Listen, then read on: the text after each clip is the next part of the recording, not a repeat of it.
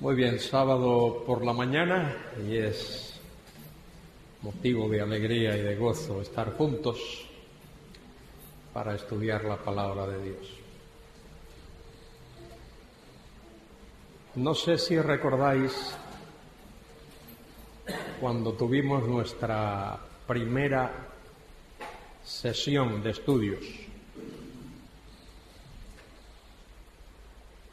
lo que dije respecto al estudio de este tema. ¿Alguien se recuerda lo que dije? No hay enunciado ningún tema, ¿no? No, todavía no. Estoy recordando lo que vimos hace una semana. Sí, el primer día dije que la razón por la cual estudiamos esto, porque algunos dicen, bueno, ¿por qué no, entiendes, estudiar otras cosas? ¿Por qué invertir tiempo en esto? ¿Por qué invertir tiempo en esto? Muy bien, muy importante. Estudiamos esto porque esto nos desafía y nos obliga a vivir en santidad, que es una de las cosas que en muchos círculos evangélicos está ausente. Se le sigue dando poca atención a eso y se sigue teniendo en poco esta cuestión de vivir vidas santas delante de Dios. Muchos cristianos siguen mintiendo, robando, sí, cristianos que roban. ¿Cómo es eso? Sí. Si tú trabajas en una empresa y te has comprometido a trabajar 8 horas al día y solo trabajas 7 y la otra hora te la pasas jugando, tonteando, bromeando, le has robado 1 hora a la empresa. Si debes de comenzar a las 8 y comienzas a las 8:10, esa mañana le robaste 10 minutos y es así.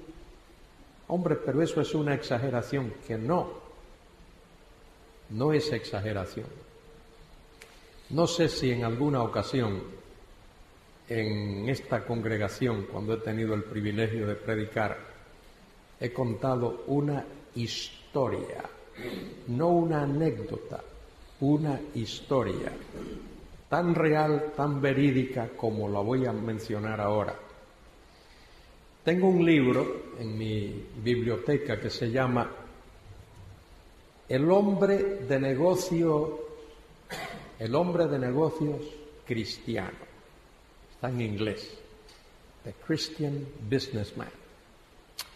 El autor se llamaba, está con el Señor ya, John E. Mitchell.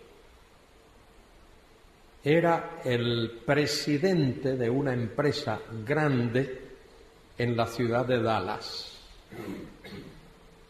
Era un hombre cristiano. Era miembro de una iglesia presbiteriana muy conservadora en la ciudad de Dallas. Y allí trabajaban sus hermanos, sus sobrinos.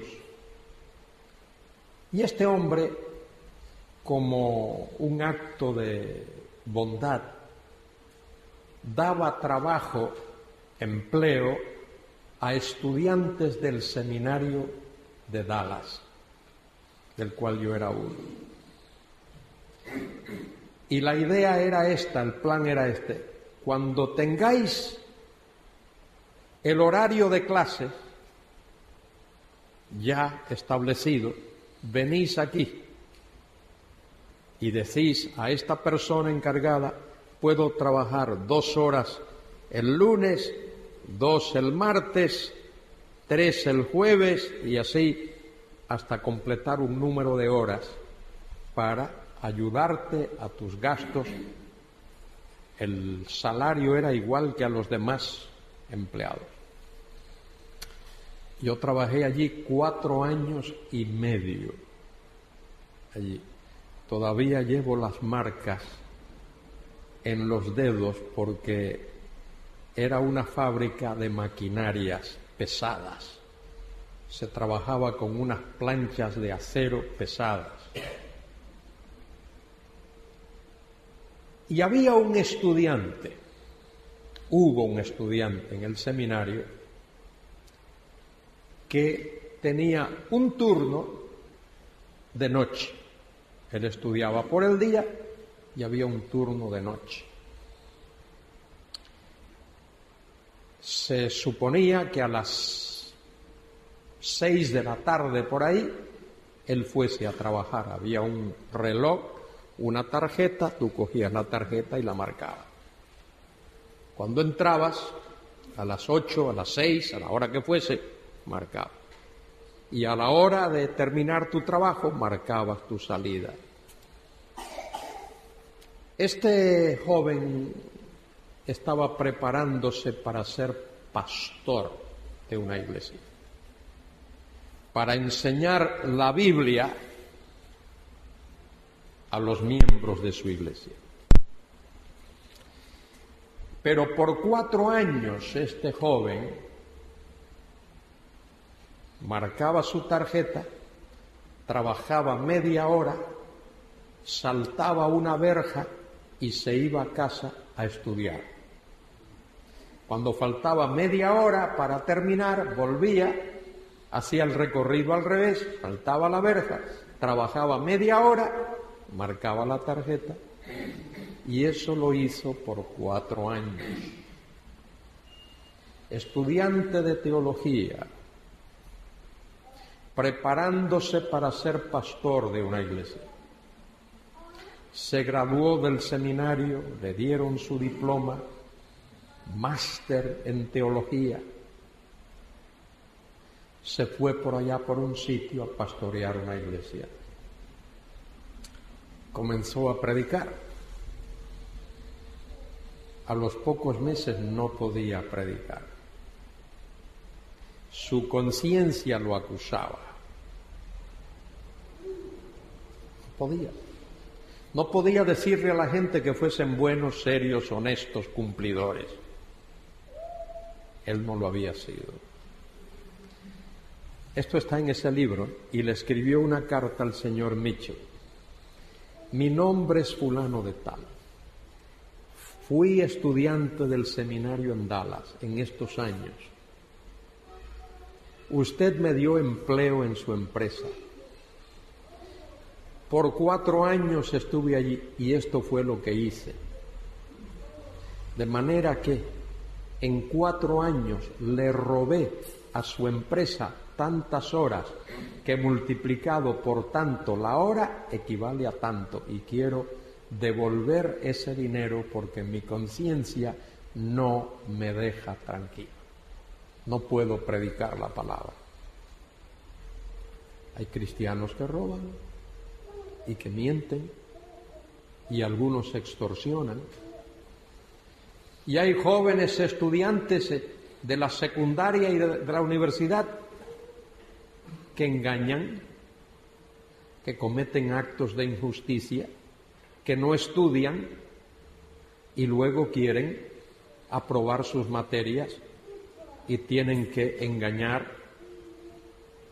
tienen que mentir, tienen que llevar sus chuletas escondidas a la hora del examen. Acabo de leer en un periódico norteamericano el caso de una persona muy rica,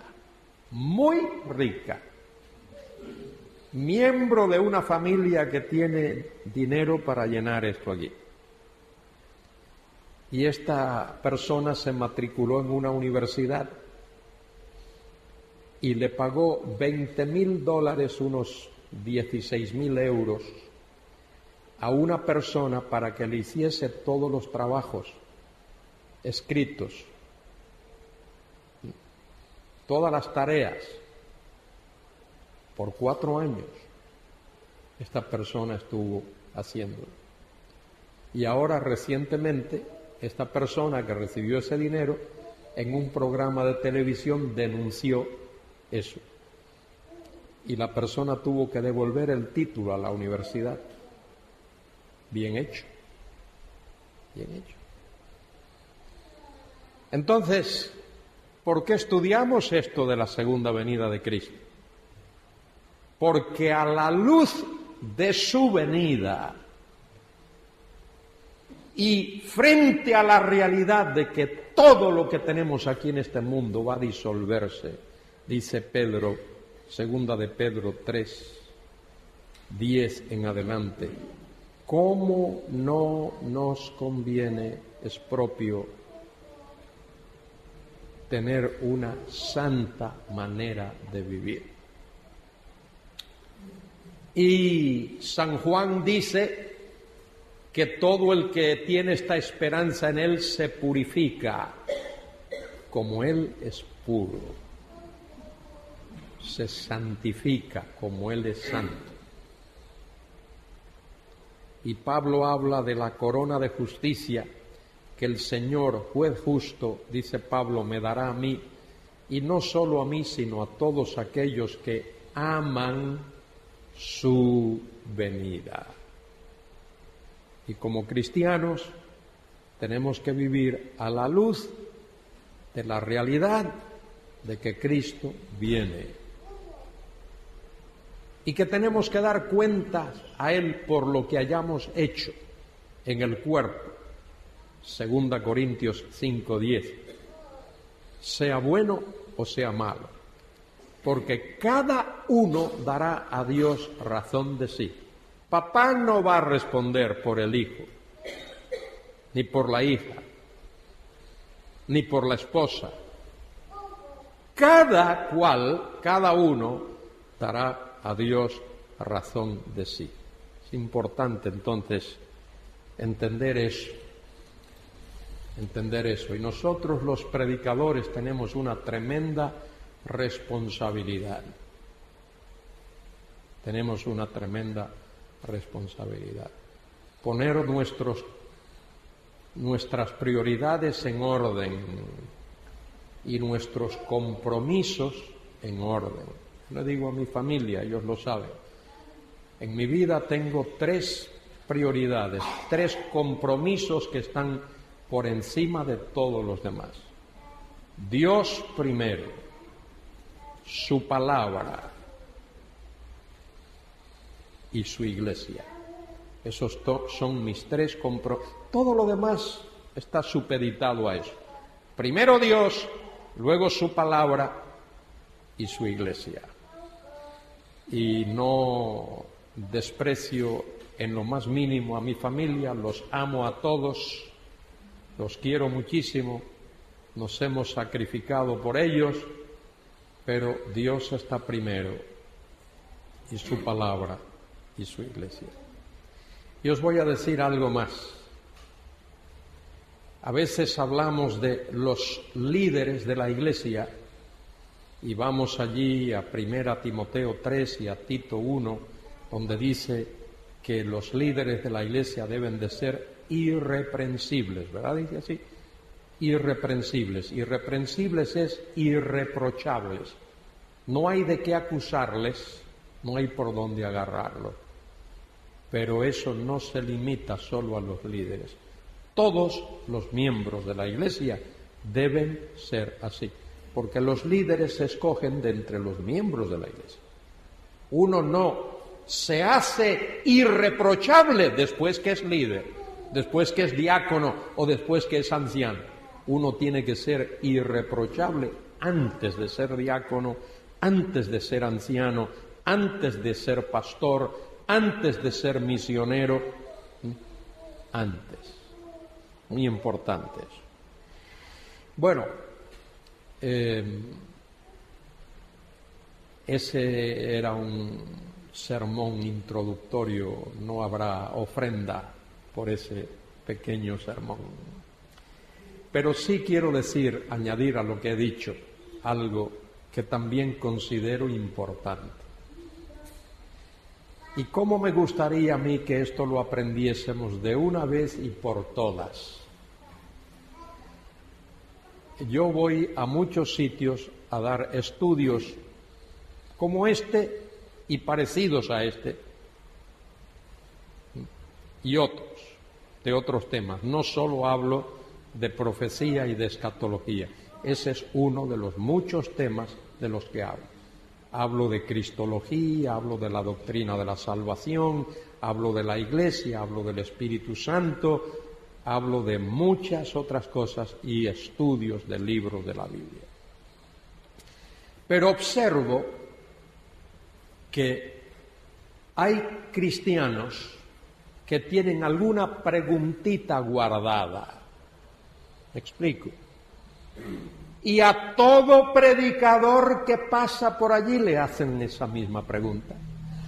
Y mire usted, esto se lo he preguntado yo a no sé quién, que ha pasado ya varios, y lo vuelven a preguntar.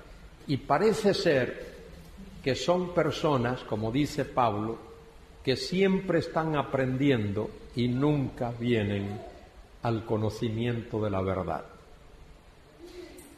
Nosotros tenemos que hacer o debemos de hacer como hacen los jovencitos, los niños y los más adultos cuando van a la escuela. Uno va y se matricula en el primer curso y estudia o debe de estudiar y se examina y luego pasa al segundo y estudia y se examina y luego pasa al tercero y luego hace lo mismo y pasa al cuarto y luego se gradúa. Y uno debe de graduarse.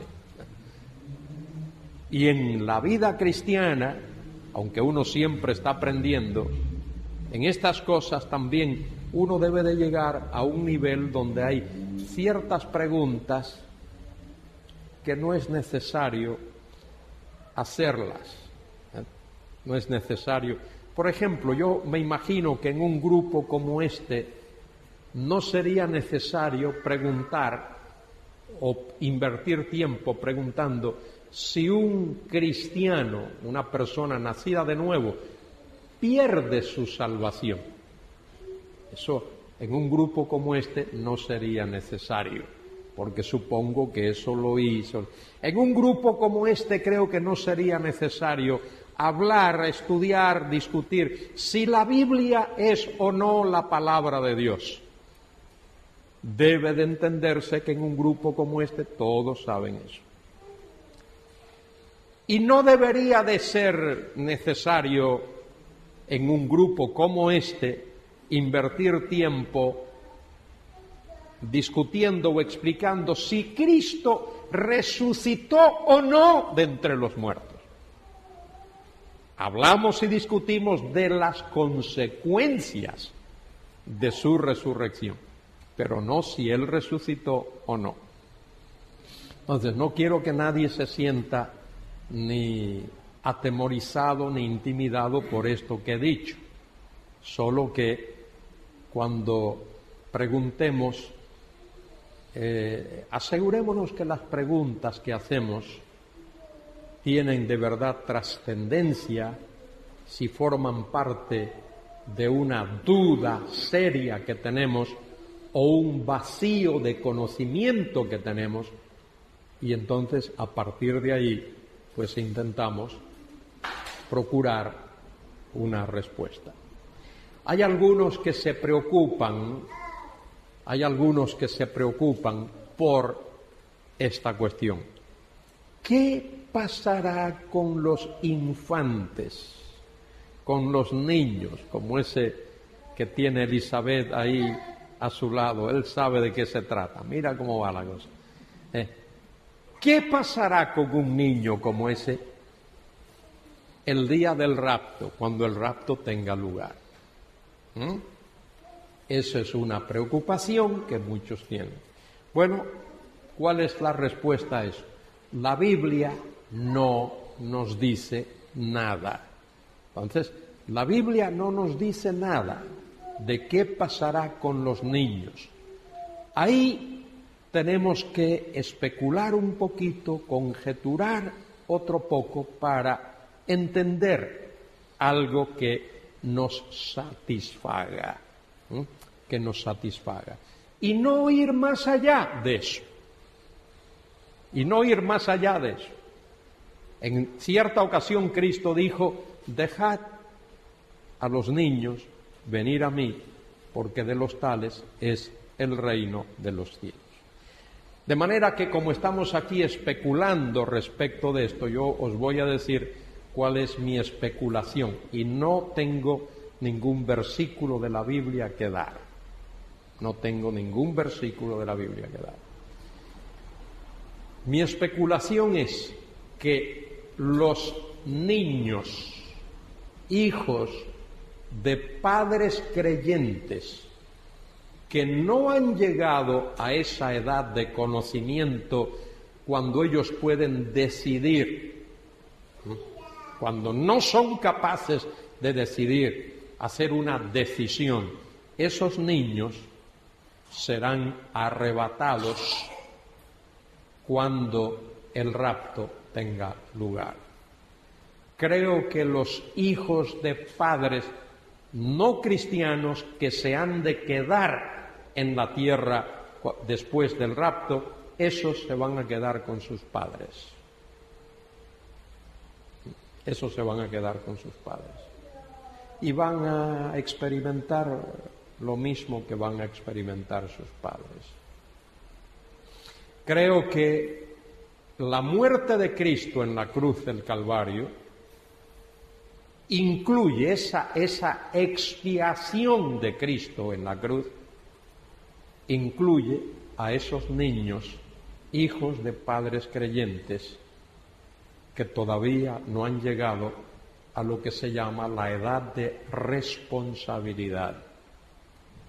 Es más, creo que la expiación incluye también a aquellos que han nacido sin la capacidad de creer, personas discapacitadas, no tienen la capacidad mental para creer, esos minusválidos profundos que no tienen la capacidad de creer. Creo que esos están incluidos en la expiación que Cristo obró en la cruz del Calvario. De manera que no tengo versículo, no tengo pasaje de la Biblia, pero mi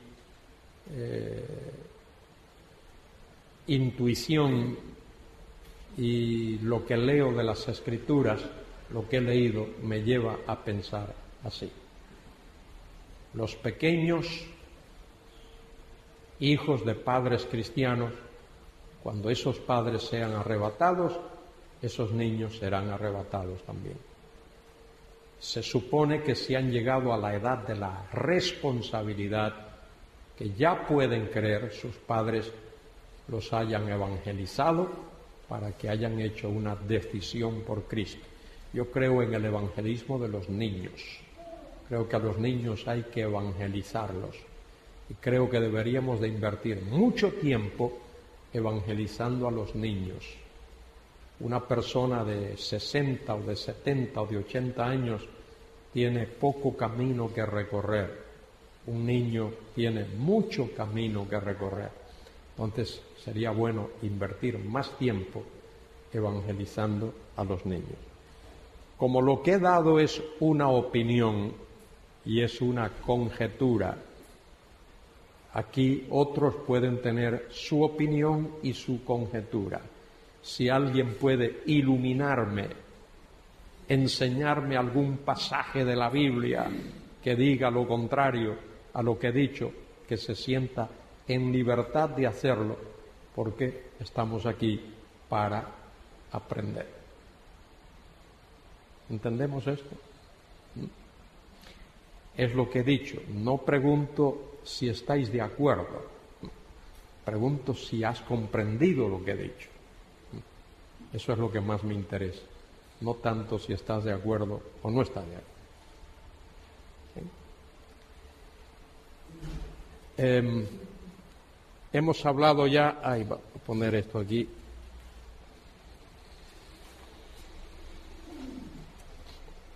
Hemos hablado del tema del rapto de la Iglesia.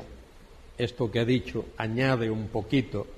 Hoy nos corresponde primordialmente hablar del milenio, del reino del Mesías, del reino del Mesías.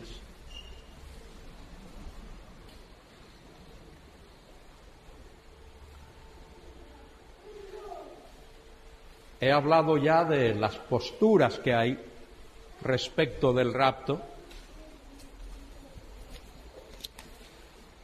y hay alrededor de 3 o 4, y a lo mejor por ahí luego aparece alguna más.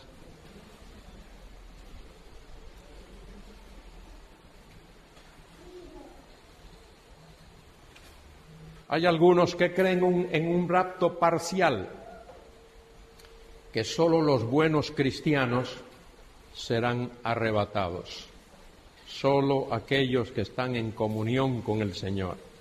A eso se le llama arrebatamiento parcial. Y hay otros que creen en un rapto postribulacional, ya lo he explicado. Creen que la Iglesia pasará por la tribulación. Y expliqué anoche que hay 2 razones fundamentales de por qué estos que creen así lo creen. Una es una cuestión de hermenéutica, de interpretación, y principalmente gira alrededor de la cuestión del tema importantísimo que es confundir Israel con la Iglesia. La pregunta es, ¿pasará Israel por la gran tribulación? ¿Sí o no? La respuesta es sí. Entonces, si tú crees que la Iglesia es Israel, entonces vas a decir que la Iglesia va a pasar por la gran tribulación. Esa es la primera cuestión. Y la segunda es que en los evangelios y en algunas de las epístolas se habla de los sufrimientos terrenales de los cristianos, nuestros sufrimientos terrenales. Aquí en este mundo vamos a padecer aflicción, pero esa aflicción no es la gran tribulación. La gran tribulación es, ¿qué cosa? La semana 70 de Daniel 9:27, los años de los cuales Cristo habló en Mateo 24, que serán como dolores de parto, y luego lo que el Apocalipsis, capítulos 6 al 19, explica. Y serán juicios sobrenaturales. Dios traerá esos juicios sobrenaturalmente, milagrosamente, a la tierra. Y esos juicios están en 3 series: los sellos, las trompetas y las copas. Los 6 primeros sellos abarcan la primera mitad de la tribulación. El 7º sello, dentro del cual están las 7 trompetas, eso abarca casi la segunda mitad de la tribulación, es decir, casi los 3 años y medio finales.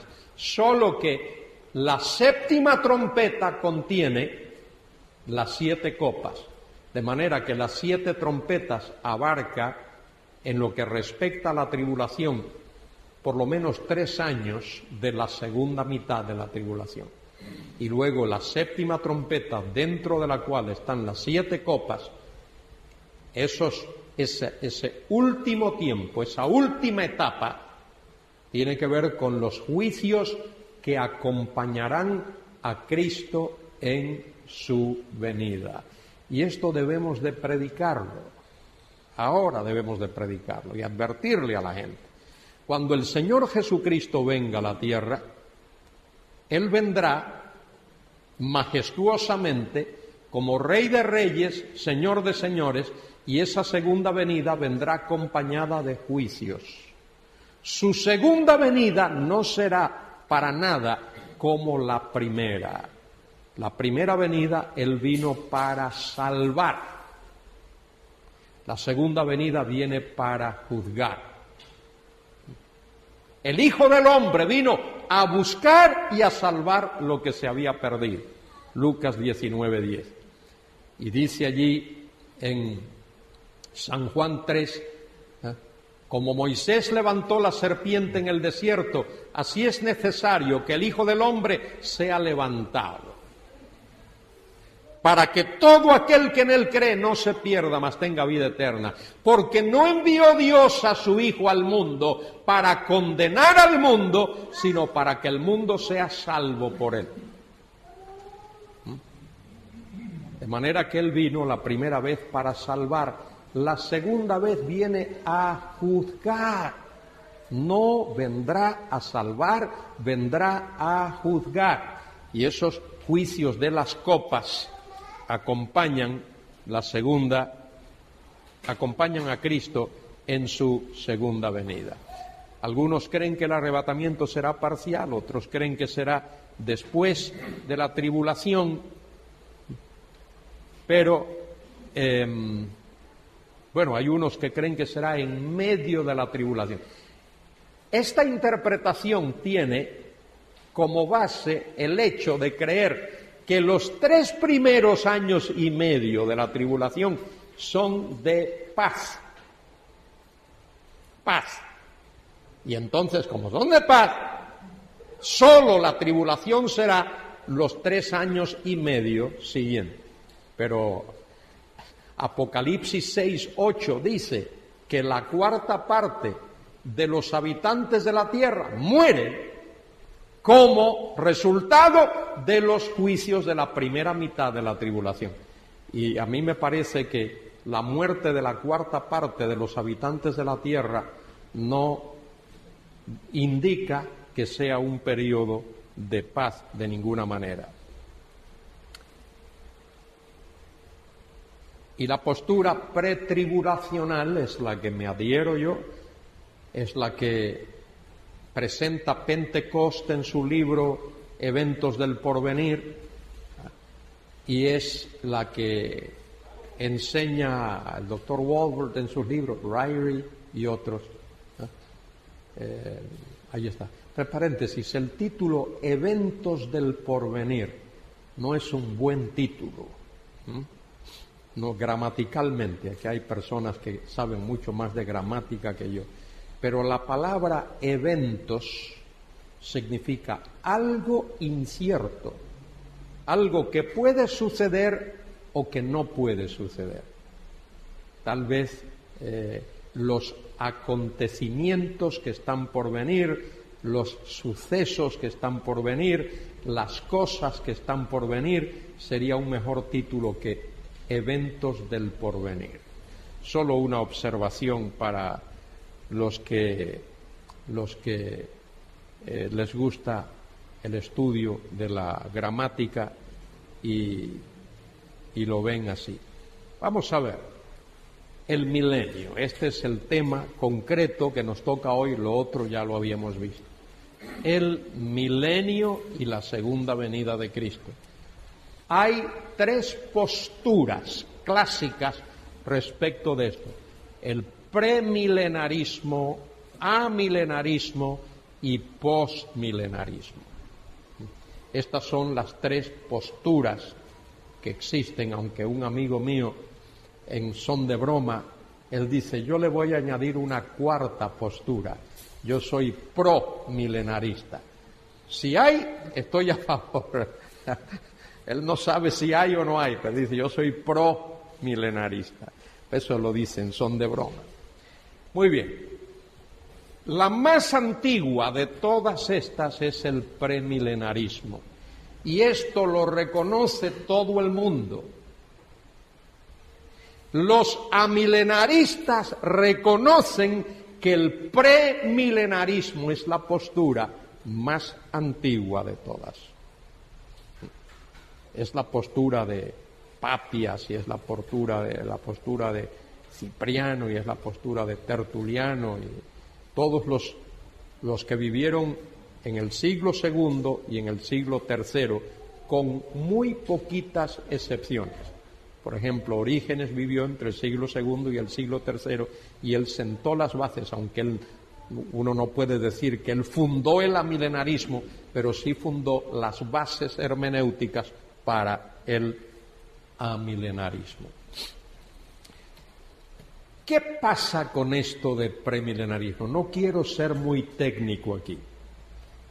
Como nos decía Ryrie en las clases, cuando nos enseñaba, decía, muchachos, no compliquéis lo simple, simplificad lo complicado. Eso era su lema y es así, sus clases eran así, muy técnicas, muy lógicas y las cosas complicadísimas él era capaz de simplificarlas y nunca complicó lo simple.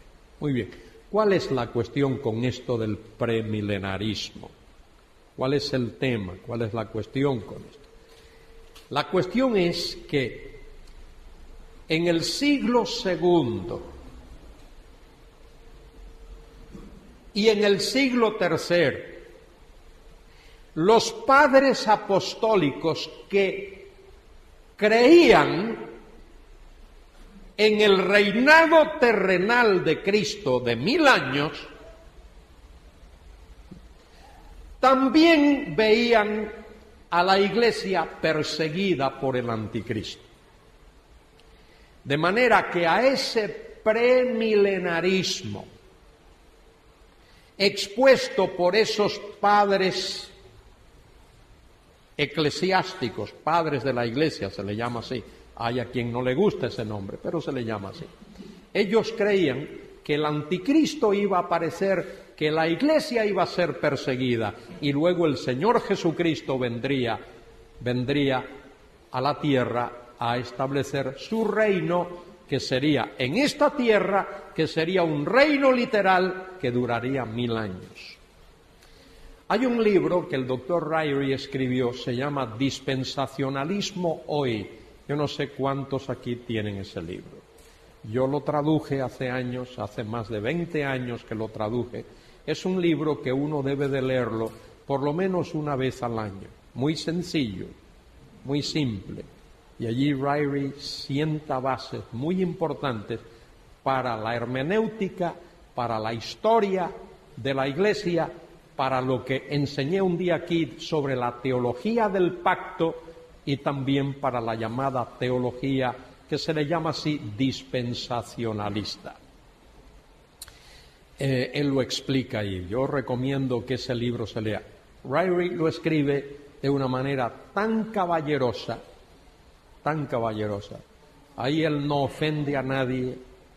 Él es un caballero de cabeza a pies, de pies a cabeza, y así es personalmente, suave, tranquilo, bíblico, lógico, sistemático, y él lo explica ahí. Leed ese libro.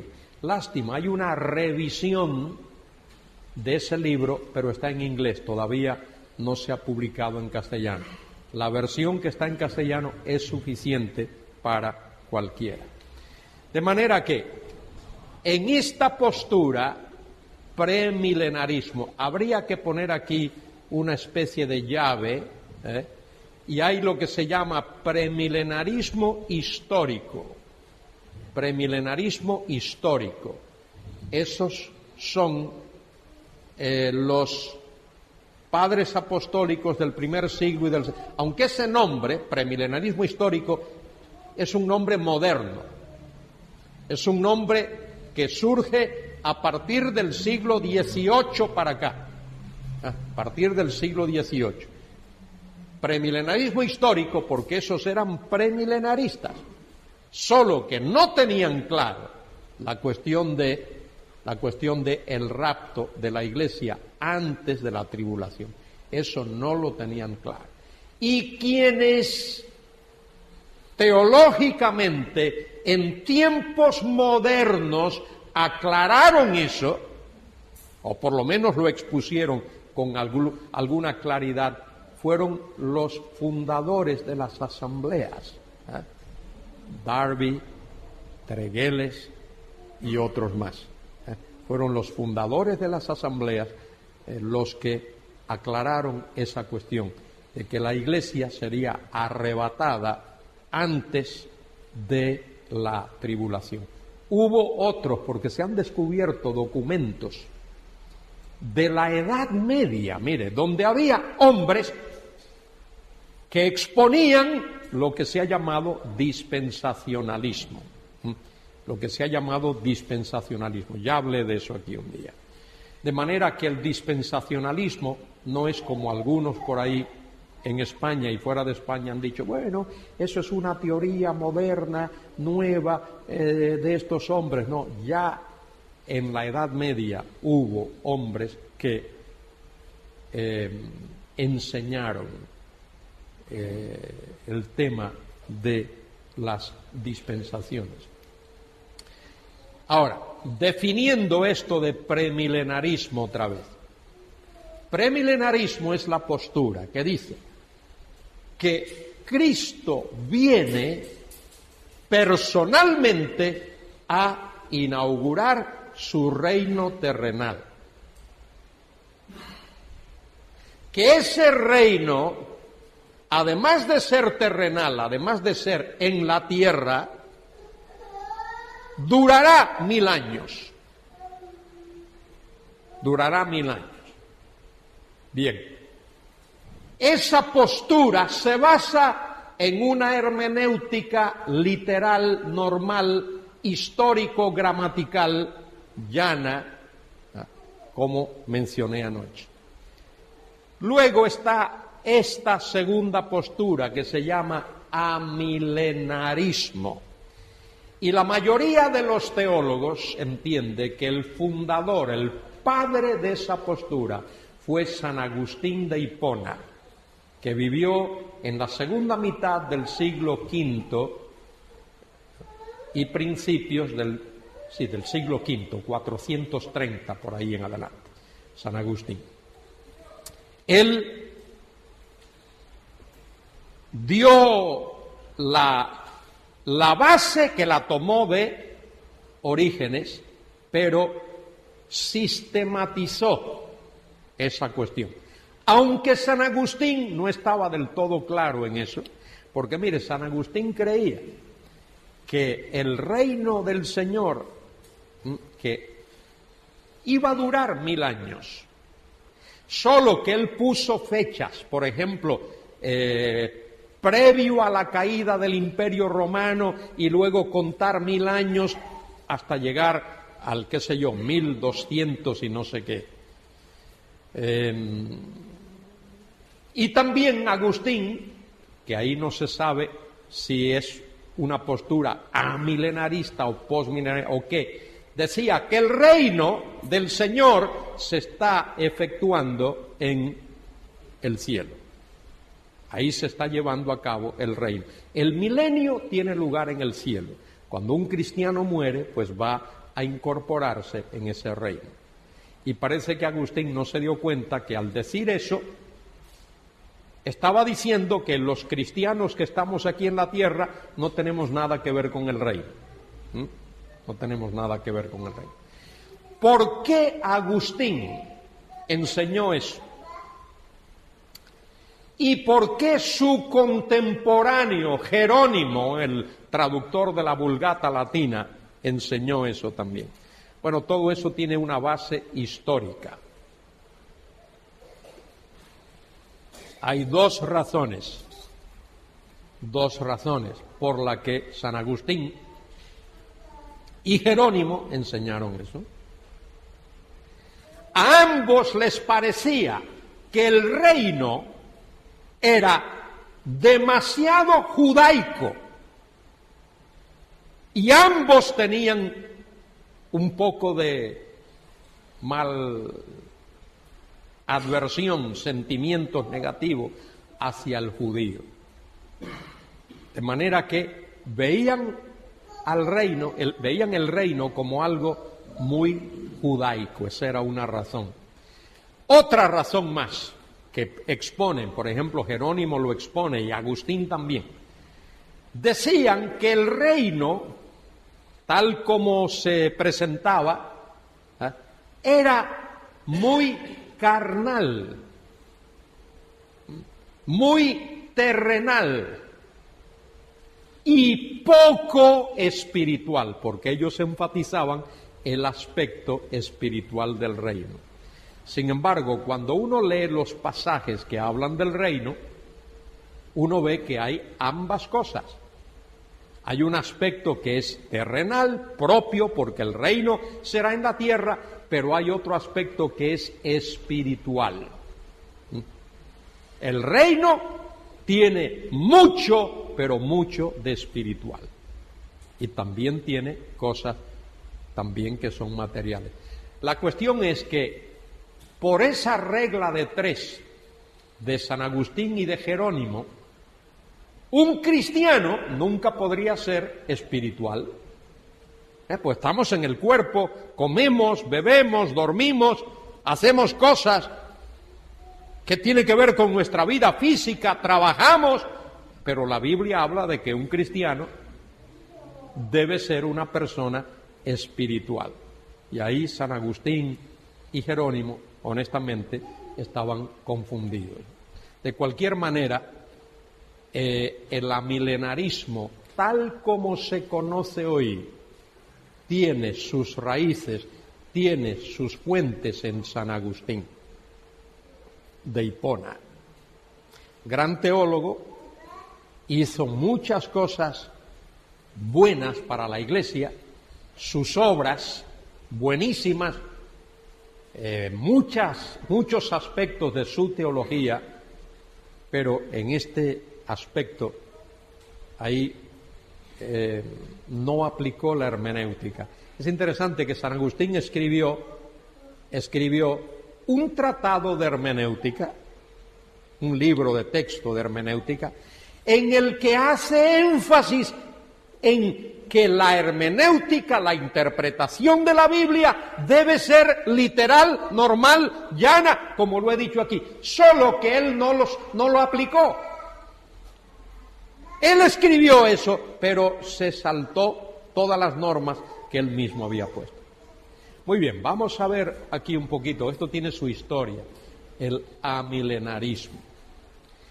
Todos los historiadores, como digo todos, a lo mejor hay alguna excepción, esos adverbios no son buenos usarlos. La gran mayoría de los historiadores reconocen que hubo un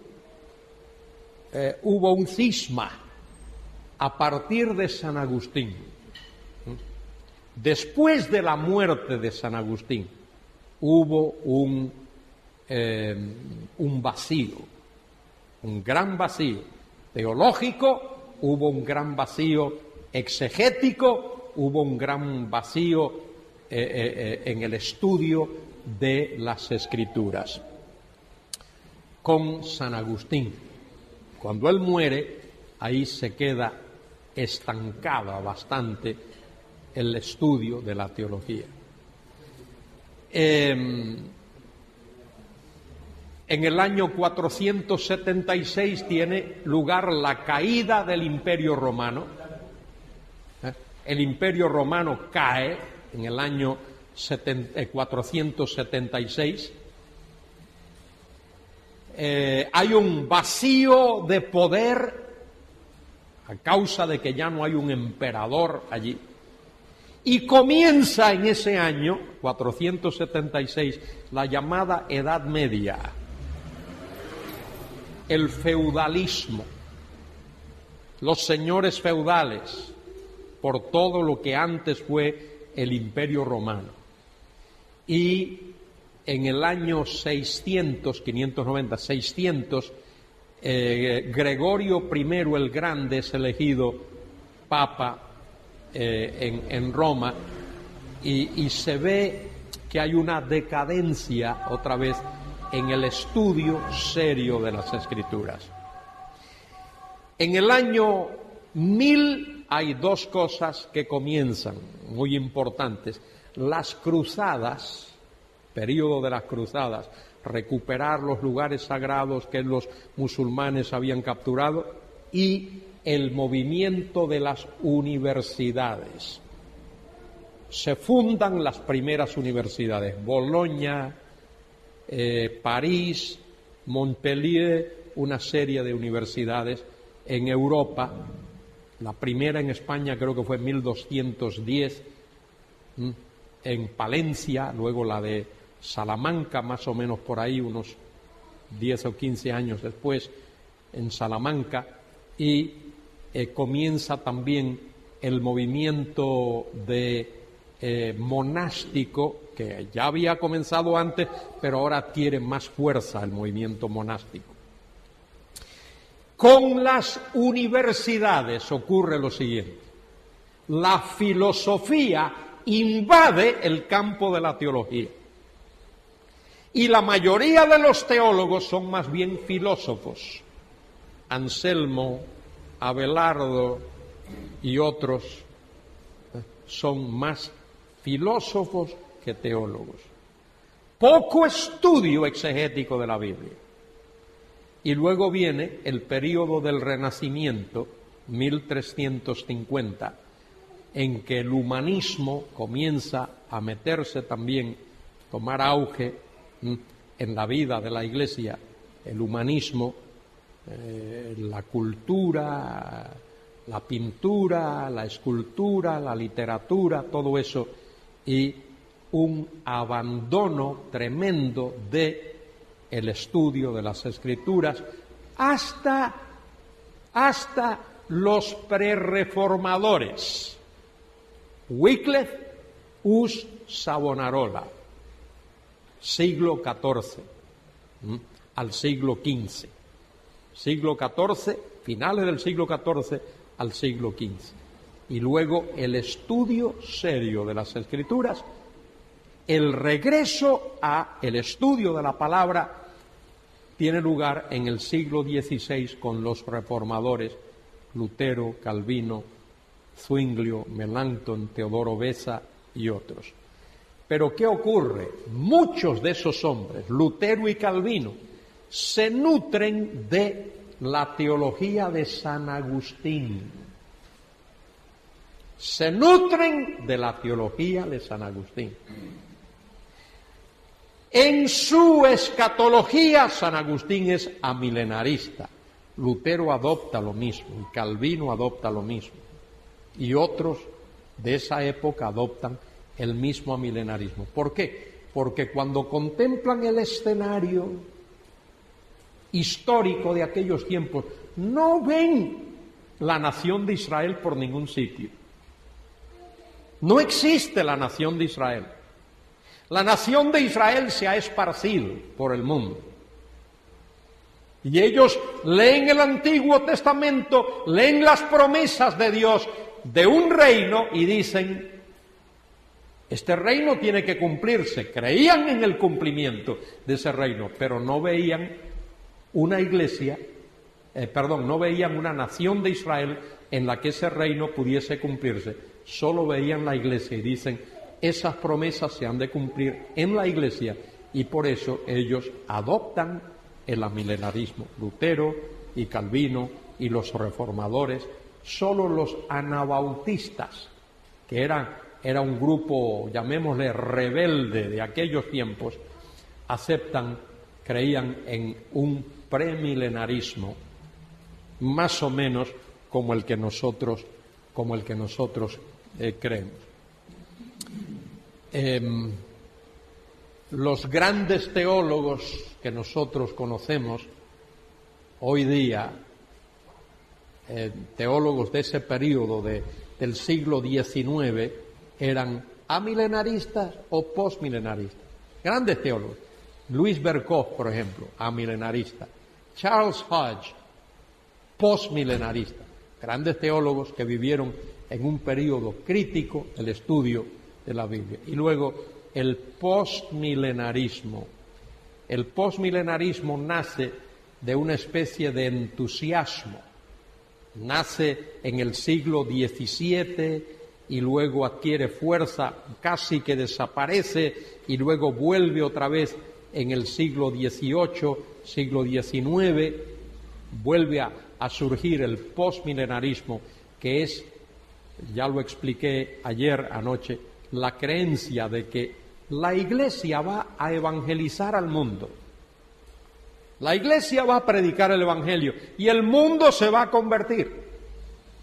Y esa conversión del mundo será el milenio, que tendrá una duración indefinida. No se sabe cuánto tiempo va a durar. Y luego, después de ese periodo de paz, Cristo viene a la tierra. Y no sé cuál será el propósito. Supongo que Él vendrá a establecer la eternidad. Lo mismo que con el amilenarista. El amilenarista cree que Cristo va a venir a la tierra. Hablo del amilenarista ortodoxo, el amilenarista que cree la Biblia. Cree que habrá una segunda venida de Cristo a la tierra. ¿Pero para qué será? Para implantar la eternidad.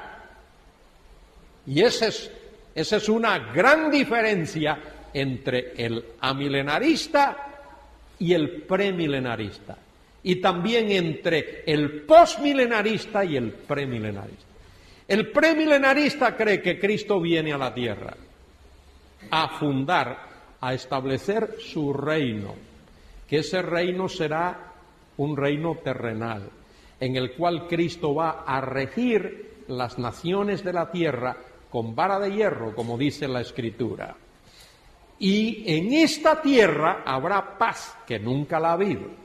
En esta tierra habrá justicia, que nunca la ha habido. En esta tierra habrá santidad, que nunca la ha habido. En esta tierra se manifestará la gloria de Dios, como dice Habacuc 2:14, como las aguas cubren el mar, y como dice Isaías 11:9. Bueno, esas son las tres posturas. Hablé también de la resurrección y luego habrá juicios relacionados con esa segunda venida de Cristo. Habrá un juicio de la nación de Israel en el valle de Josafat. Y habrá juicios sobre las naciones gentiles. No como naciones, en otras palabras, Dios no va a juzgar a España y a Alemania y a Francia y a Italia y a Sudáfrica, no, o Canadá o Estados Unidos. Dios va a juzgar a personas. Me explico. Dice, juicio de las naciones, es que ahí se traduce la palabra griega y la palabra hebrea como naciones, pero lo que quiere decir es gentiles. Gentiles. Son gentiles. Dios va a juzgar a la nación de Israel y Dios va a juzgar a los gentiles. Dios va a purificar la nación de Israel. Por eso la hace pasar por la gran tribulación. Ese será el juicio de la nación de Israel en ese periodo. Las persecuciones del anticristo. Y luego cuando el Señor venga a la tierra, Él va a juzgar a los gentiles. Y luego habrá un juicio final que ya hablé anoche respecto de ese juicio final.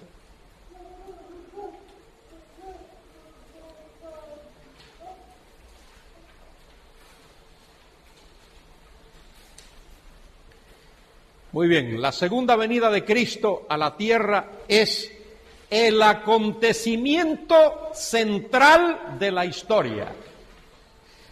Todo lo que este libro enseña apunta a la segunda venida de Cristo. Todo lo que este libro enseña apunta a la segunda venida de Cristo. Y menciono aquí que hay más referencias a la segunda venida de Cristo. Se menciona mucho más que la primera venida. La segunda venida se menciona mucho más que la primera venida. La proporción es 1:8. Por cada una vez que se menciona la primera venida hay 8 referencias a la segunda venida de Cristo.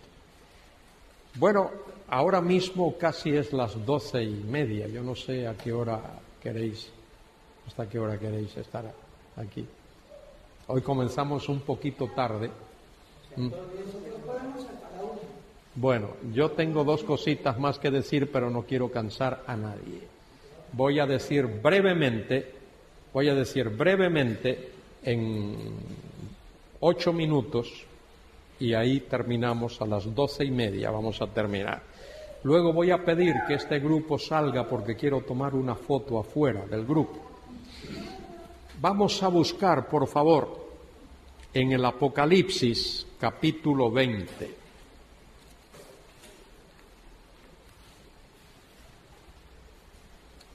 Apocalipsis, capítulo 20.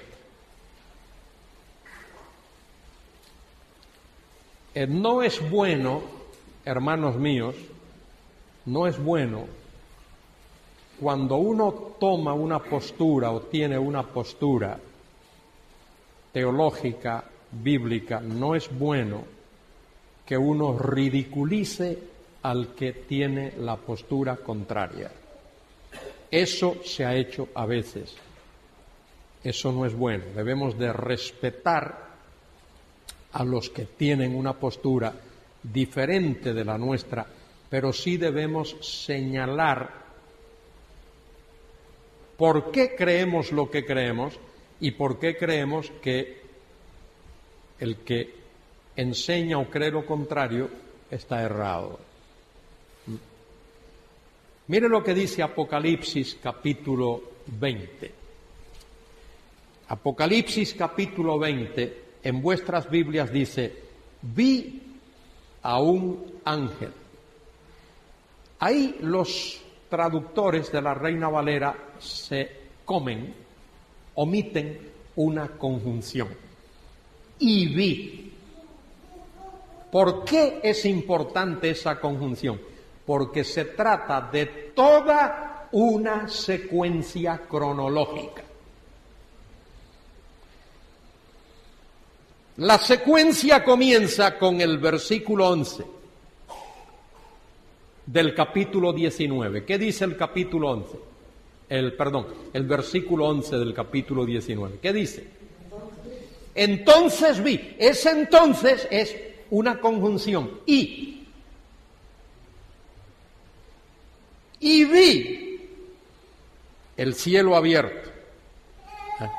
Y luego habla, versículo 17, y vi a un ángel que estaba en pie. Versículo 19, y vi a la bestia. Todo eso es sumamente importante, porque ahí hay una secuencia cronológica. Cuando llegamos al capítulo 20, versículo 1, dice, y vi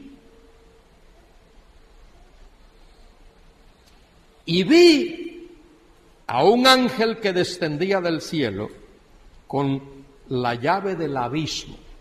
Y ahora Juan va a utilizar metáforas, lenguaje metafórico para que nosotros entendamos. Recordemos que la interpretación literal de la Biblia toma en cuenta el lenguaje metafórico. Habla de un ángel, ser celestial, que descendía del cielo con la llave del abismo. El abismo es la guarida de Satanás. Ya el abismo ese había sido abierto en el capítulo 9 para que salieran de allí demonios terribles que van a afectar la tierra y sus habitantes durante la tribulación. Con la llave del abismo y una gran cadena en la mano. Esa llave, ese abismo y esa gran cadena es para que nosotros entendamos. Dice el versículo 2, y prendió al dragón. Y ahí está usando lenguaje metafórico para que entendamos el carácter del ser que es descrito. Prendió al dragón, la serpiente antigua, que es el diablo y Satanás, y lo ató por 1000 años.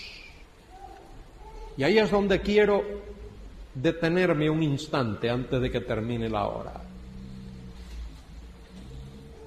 Amilenaristas y premilenaristas entienden que el milenio tiene como una de sus características principales, no la principal. La principal característica del milenio es la presencia en gloria de Cristo. Pero una de las características del milenio es que Satanás estará atado, neutralizado, no estará activo. ¿Me explico? Entonces el amilenarista, para defender su postura, tiene que decir, y de hecho lo dice, tengo muchos libros donde ellos lo dicen, que ahora mismo Satanás está atado. Bueno, pues, tú dices que no, ellos dicen que sí.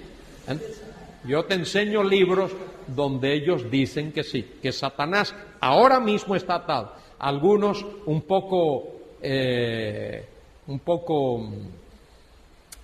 así bromísticamente dicen con una cadena muy larga,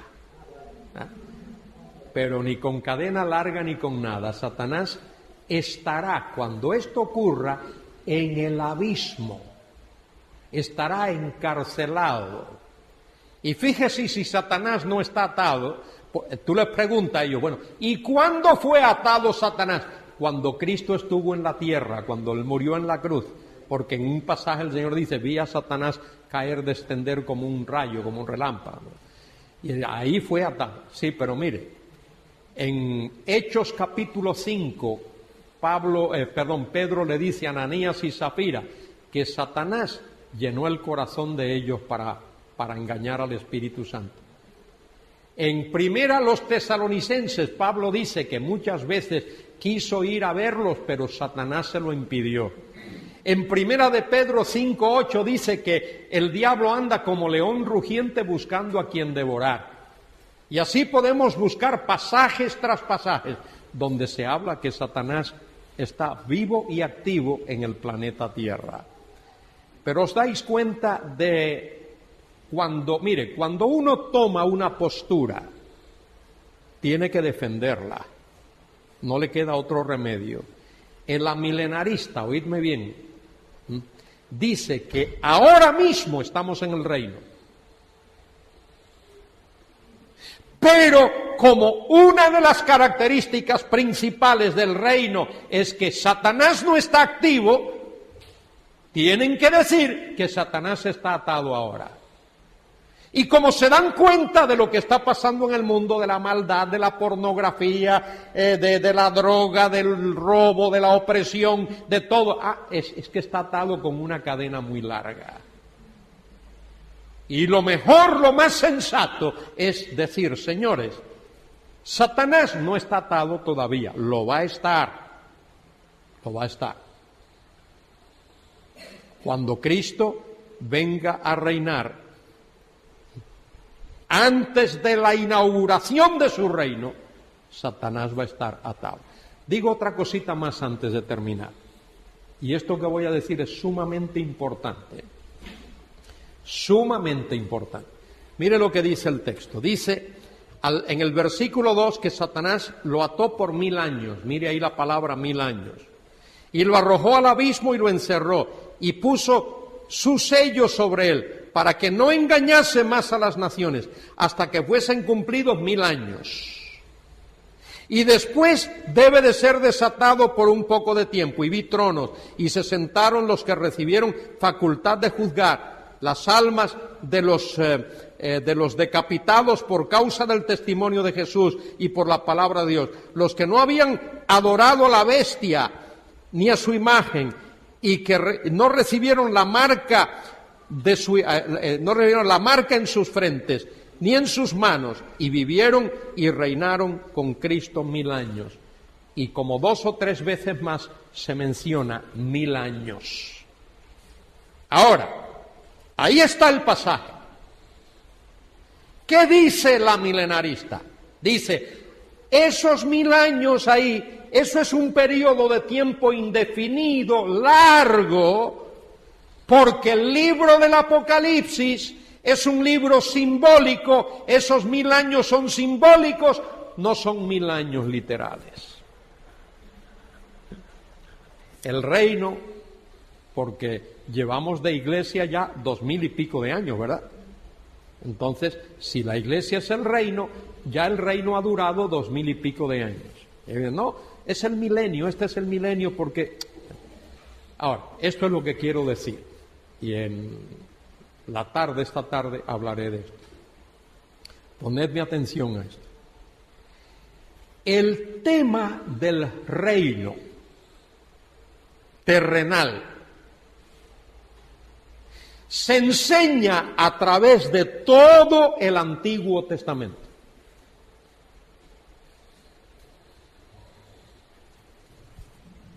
Todo el Antiguo Testamento enseña el tema del reino terrenal, de un reino terrenal, y de lo que ocurrirá, de la paz que habrá, de la felicidad que habrá, de la gloria que habrá, de la justicia que habrá. El reino, el tema del reino está arraigado en todo el Antiguo Testamento. El libro del Apocalipsis, capítulo 20, hace una contribución a esa enseñanza, entre otras, pero una contribución. Decirnos que ese reino durará 1000 años. Eso es lo que el Apocalipsis contribuye. El Apocalipsis 20 contribuye con decirnos cuánto durará esa era de gloria, de paz, de justicia, de santidad, de bendición en la tierra, cuando no habrá guerra, cuando no habrá enfermedad, cuando no habrá catástrofes, cuando el desierto florecerá como la rosa, como fue en los días de Adán y Eva. Muy importante eso que he dicho. Muy bien, sábado por la mañana, y es motivo de alegría y de gozo estar juntos para estudiar la palabra de Dios. No sé si recordáis cuando tuvimos nuestra primera sesión de estudios, lo que dije respecto al estudio de este tema. ¿Alguien se recuerda lo que dije? No hay enunciado ningún tema, ¿no? No, todavía no. Estoy recordando lo que vimos hace una semana. Sí, el primer día dije que la razón por la cual estudiamos esto, porque algunos dicen, bueno, ¿por qué no, entiendes, estudiar otras cosas? ¿Por qué invertir tiempo en esto? ¿Por qué invertir tiempo en esto? Muy bien, muy importante. Estudiamos esto porque esto nos desafía y nos obliga a vivir en santidad, que es una de las cosas que en muchos círculos evangélicos está ausente. Se le sigue dando poca atención a eso y se sigue teniendo en poco esta cuestión de vivir vidas santas delante de Dios. Muchos cristianos siguen mintiendo, robando, sí, cristianos que roban. ¿Cómo es eso? Sí. Si tú trabajas en una empresa y te has compuesto, lo hizo por 4 años. Estudiante de teología, preparándose para ser pastor de una iglesia. Se graduó del seminario, le dieron su diploma, máster en teología. Se fue por allá por un sitio a pastorear una iglesia. Comenzó a predicar. A los pocos meses no podía predicar. Su conciencia lo acusaba. No podía decirle a la gente que fuesen buenos, serios, honestos, cumplidores. Él no lo había sido. Esto está en ese libro y le escribió una carta al señor Mitchell. Mi nombre es fulano de tal. Fui estudiante del seminario en Dallas en estos años. Usted me dio empleo en su empresa. Por 4 años estuve allí y esto fue lo que hice. De manera que en 4 años le robé a su empresa tantas horas que multiplicado por tanto la hora equivale a tanto y quiero devolver ese dinero porque mi conciencia no me deja tranquilo. No puedo predicar la palabra. Hay cristianos que roban y que mienten y algunos extorsionan. Y hay jóvenes estudiantes de la secundaria y de la universidad que engañan, que cometen actos de injusticia, que no estudian y luego quieren aprobar sus materias y tienen que engañar, tienen que mentir, tienen que llevar sus chuletas escondidas a la hora del examen. Acabo de leer, he prometido a trabajar 8 horas al día y solo trabajas 7 y la otra hora te la pasas jugando, tonteando, bromeando, le has robado 1 hora a la empresa.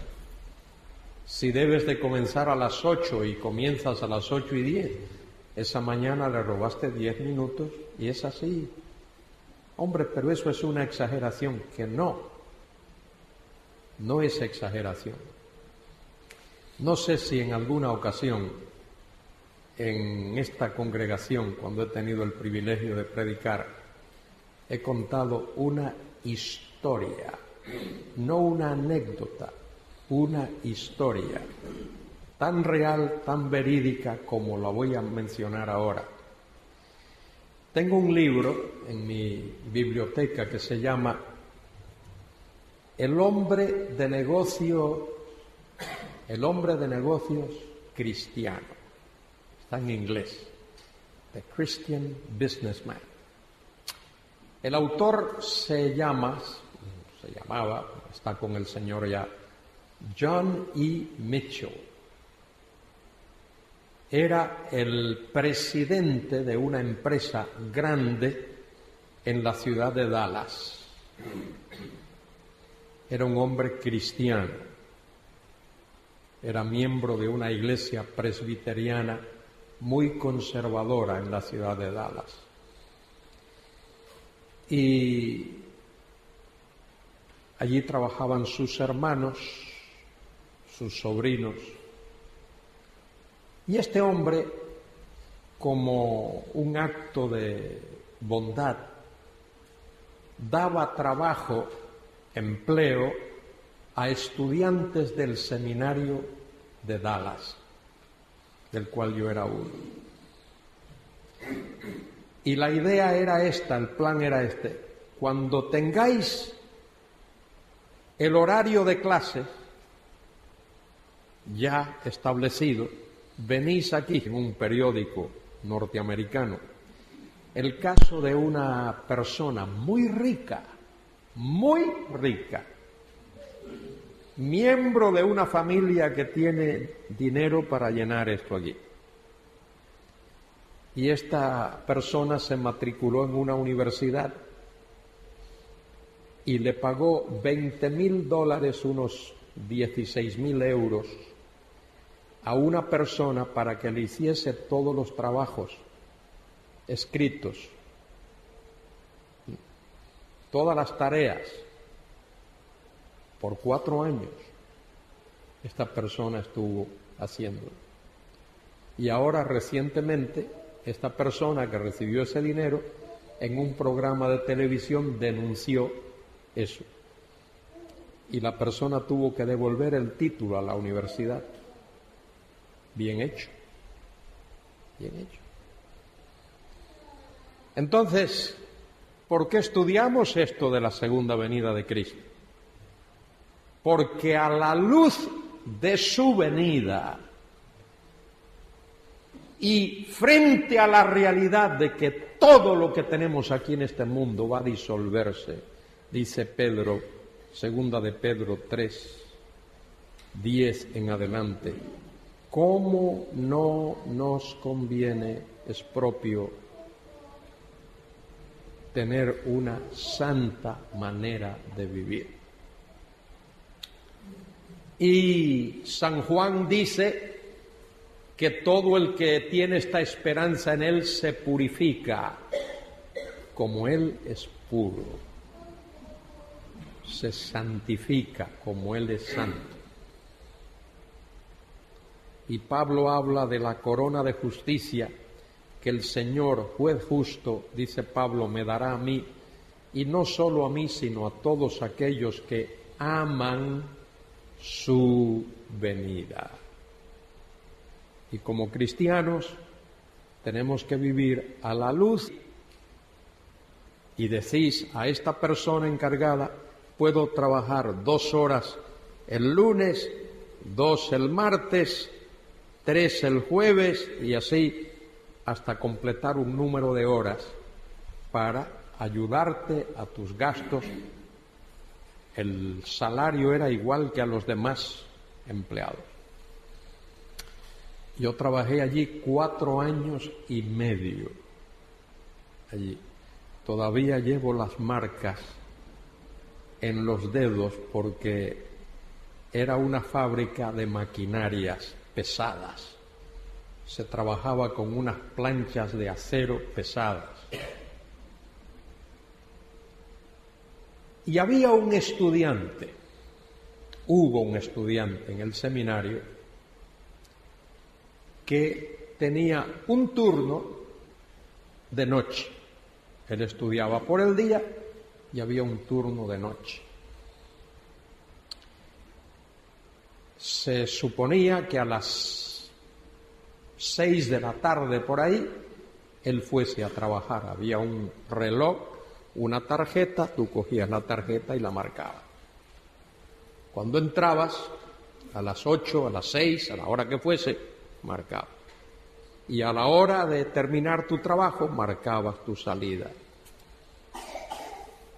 Este joven estaba preparándose para ser pastor de una iglesia, para enseñar la Biblia a los miembros de su iglesia. Pero por 4 años este joven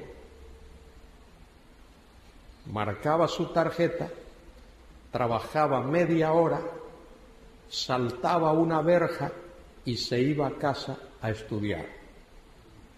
Cuando faltaba media hora para terminar, volvía, hacía el recorrido al revés, saltaba la verja, trabajaba media hora, marcaba la tarjeta y